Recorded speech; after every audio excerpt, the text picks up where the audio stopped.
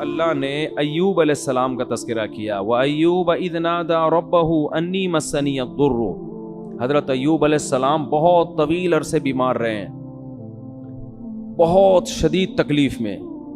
اللہ فرماتے ہیں گڑ گڑا کے اللہ سے دعائیں مانگی، اے اللہ مجھے مصیبت پہنچی ہے، انت ارحم الراحمین، تو سب سے زیادہ رحم کرنے والا۔ دیکھو اللہ کا ہر ایک کے ساتھ معاملہ دوسروں سے مختلف۔ اگر یہ بیماریاں، ٹینشنیں، پریشانیاں اللہ کے عذاب ہوتے تو پیغمبروں کو ملتے ہی ہے۔ حضرت ایوب کی تو زندگی کا بہت بڑا حصہ کس میں گزر گیا؟ بیماری میں، اور اسی بیماری میں آپ کے بچے بھی آپ سے، بچوں کی بھی موت ہو گئی۔ تو اللہ فرماتے ہیں آتیناہ اہلہ، ہم نے ایوب کو جب شفا دی تو ان کے گھر والے بھی ان کو دے دیے، اور اس جیسا اور بھی ہم نے ان کا خاندان بڑھا دیا۔ اس سے یہ بھی پتہ چلتا ہے بھائی فیملی اللہ کی بہت بڑی، بولو نا، نعمت۔ پیغمبر کو کیا ضرورت بیوی بچوں کی، تو اللہ سے ان کا اتنا گہرا تعلق، لیکن اللہ نعمت کے طور پہ بیان کر رہا ہے۔ اب اس کی تفسیر میں علماء کا اختلاف ہوا ہے کہ اس کا مطلب کیا ہے، یا تو وہ مر گئے تھے اللہ نے زندہ کر دیا، یا اور کوئی دوسرا خاندان بڑا دے دیا، اولاد میں خوب اللہ نے ان کے برکت دے دی۔ تو قرآن سے پتہ چلتا ہے کہ بڑا خاندان، زیادہ بچے، یہ اللہ کی طرف سے آزمائش نہیں ہے بلکہ اللہ کی طرف سے نعمت ہے۔ یہ پیغمبروں کو آزمائشوں کے بعد ملی ہیں یہ چیزیں نعمت کے طور پر۔ اللہ فرماتے ہیں وَأَدْخَلْنَاهُمْ فِي رَحْمَةٍ وَظَنُّونِ إِذْ ذَهَبَ مُغَاضِبًا، اور مچھلی والے کا بھی تذکرہ کریں، انہیں بھی ایک پریشانی آئی تھی، وہ اللہ سے ناراض ہو کے چلے گئے۔ یہ قرآن کی ایک اصطلاح ہوتی ہے، اللہ سے کوئی بھی ناراض نہیں ہوتا۔ اور کیا قرآن کہہ رہا ہے فَظَنَّ أَن لَّن نَّقْدِرَ عَلَيْهِ، یا یہ بھی ہو سکتا ہے قوم سے ناراض ہو کے، غضبناک ہو کے کہ میری قوم ایمان نہیں لا رہی ہے۔ فَظَنَّ أَن لَّن نَّقْدِرَ عَلَيْهِ، یہ سمجھ بیٹھے کہ جیسے ہمیں ان پر قدرت ہی نہیں ہے۔ حضرت نوح علیہ السلام، یونس علیہ السلام اپنی قوم کو تبلیغ کر رہے تھے، جب مایوس ہو گئے نا تو حضرت یونس کو لگا کہ اب ان پر عذاب آئے گا اور یہ ہلاک ہو جائیں گے، تو اللہ کے خوف سے بستی چھوڑ کر نکل گئے۔ اللہ کے علم میں یہ بات تھی کہ جب یہ قوم عذاب دیکھے گی تو توبہ کر لے گی، یہ قوم عذاب دیکھے گی تو کیا ہوگا؟ دوسری قومیں تو عذاب دیکھ کے بھی مذاق اڑاتی تھیں۔ قوم عاد نے کیا کہا تھا؟ پیغمبر نے کہا کہ یہ بادل ہیں جو پتھر برسائیں گے، انہوں نے کہا نا بادل پتھر تھوڑی، بارشیں ہوں گی، مزہ آئے گا، انجوائے کریں گے ہم۔ وہ کہہ رہے ہیں عذاب آ رہا ہے، وہ کہہ رہے ہیں نہیں۔ تو قرآن کہہ رہے صرف یونس علیہ السلام کی واحد قوم ایسی قوم ہے جس نے جب عذاب دیکھا تو فوراً اس نے کیا کر لی؟ توبہ۔ ابھی عذاب کا کوڑا برسا نہیں تھا، عقل مند لوگ تھے اور یہ ڈر گئے تھے کہ پیغمبر ہمارے درمیان نہیں ہے، کوئی اب مسئلہ نہ ہو جائے، تو اللہ نے ان سے عذاب کو دور کر لیا۔ پھر اللہ نے حضرت یونس کی گرفت کی کہ آپ میری پرمیشن کے بغیر بستی چھوڑ کر نکلے کیوں؟ تو پھر قرآن اپنے انداز میں ڈانٹ لگاتا ہے، تو اس کا یہ مطلب نہیں ہوتا کہ وہ نافرمان تھے یا واقعی اللہ کا ان پہ غضب ہوا، ایسا کچھ نہیں ہے۔ یہ اللہ کا جلال ہے نا، اللہ کا انداز، کلام کا انداز ہے۔ اللہ فرماتے ہیں یونس یہ سمجھے اللہ نقدر علیہ کہ ہم ان کو پکڑ ہی نہیں سکیں گے، حالانکہ یونس ہرگز ایسا نہیں سمجھے۔ اگر وہ ایسا سمجھتے تو وہ تو اسلام سے خارج ہو جاتے نا، لیکن عمل سے ایسا لگ رہا تھا گویا وہ یہ سمجھ رہے ہیں کہ ہم ان کو پکڑیں گے نہیں اس پہ۔ اس لیے علماء ان آیات کی تعویل کرتے ہیں دوسری آیات کی روشنی میں، یہ آیتیں اپنے ظاہر پر نہیں ہوتی۔ تو اللہ فرماتے ہیں پھر کیا ہوا؟ سمانگ لگانی پڑی، اور وہ کیسے؟ یونس علیہ السلام جب گئے نا تو کشتی میں وزن زیادہ ہو گیا اور کشتی ڈوبنے لگی، تو وہاں لوگوں نے کہا کہ کوئی شخص ہم میں ایسا ہے، کوئی غلام اپنے مولا کی پرمیشن کے بغیر بھاگا ہے، تو قرآن اندازی ہوگی، جس کا نام آیا اس کو سمندر میں چھلانگ لگانی پڑے گی تاکہ دوسرے لوگ بچ جائیں۔ تو نام کس کا آیا؟ یونس علیہ السلام۔ کیا آزمائش ہے یار، ساری زندگی تبلیغ کی ہے بھائی۔ یعنی میں آج کل دینداروں کی بات کر رہا ہوں کہ جو نماز پڑھتے ہیں، روزہ رکھتے ہیں، کہتے ہیں یار ہم تو اتنے نیک لوگ ہیں، نہ کبھی پرسوں کیا ہوا، میں آپ کو دلچسپ واقعہ سناؤں۔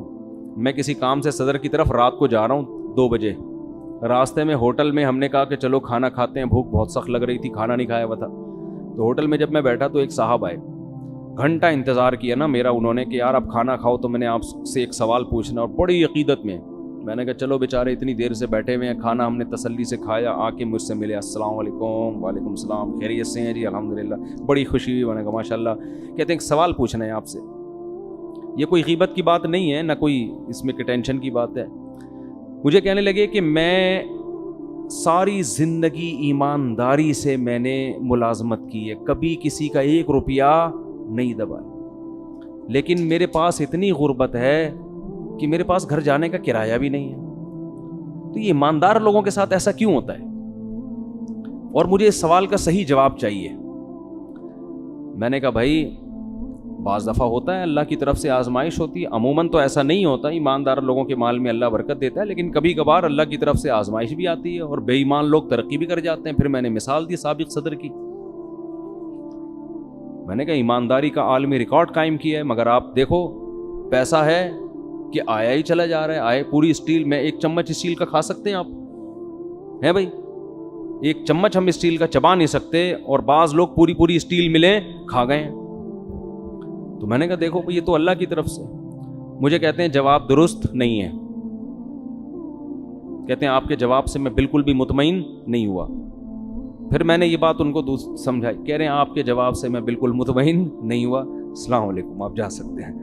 میں نے کہا بھائی میرے پاس تو یہی جواب تھا, وعلیکم السلام, اپنا خیال رکھیے گا. خیر انہوں نے مجھ سے معذرت بھی کی کہ اگر آپ کو تکلیف ہوئی تو معذرت چاہتا ہوں. تو یہ ہمارے ہاں بہت سے دینداروں میں ہے کہ ہم نماز بھی پڑھ رہے ہیں, ہم تو ایمانداری سے نہ کسی کا دل دکھاتے ہیں, نہ یوں کرتے ہیں نہ یوں کرتے ہیں, پھر بھی آزمائشیں آ رہی ہیں. تو بھائی یونس علیہ السلام کو دیکھو, ساری زندگی تبلیغ کی ہے اور نکلے بھی اللہ کے خوف سے.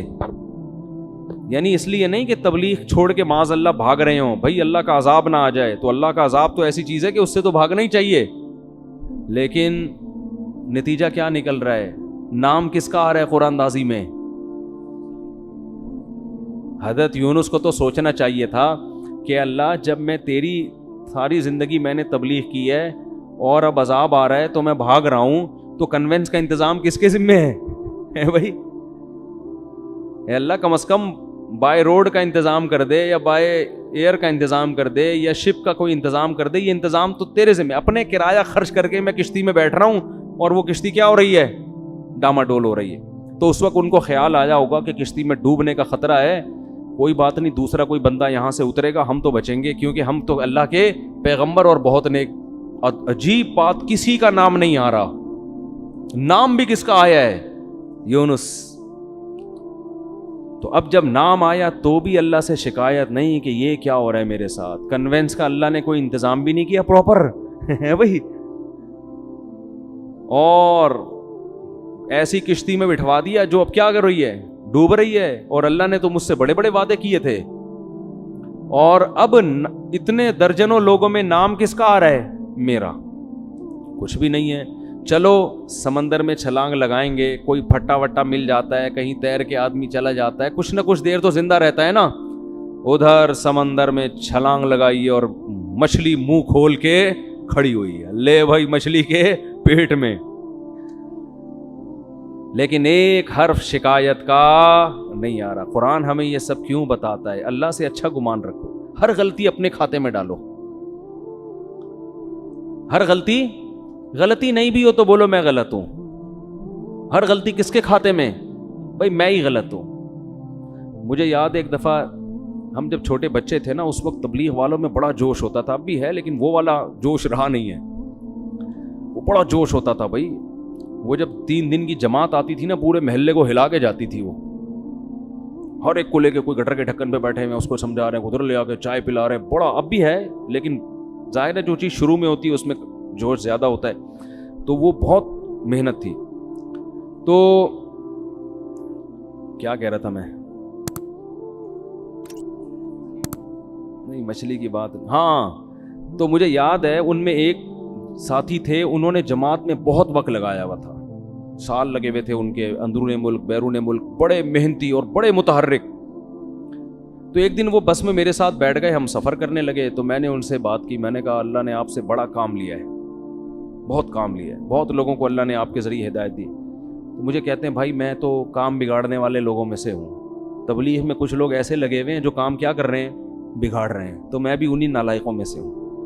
مجھے ان کا یہ اسٹائل بڑا پسند آیا. میں نے کہا اتنا کام کر رہے ہیں یہ بندہ.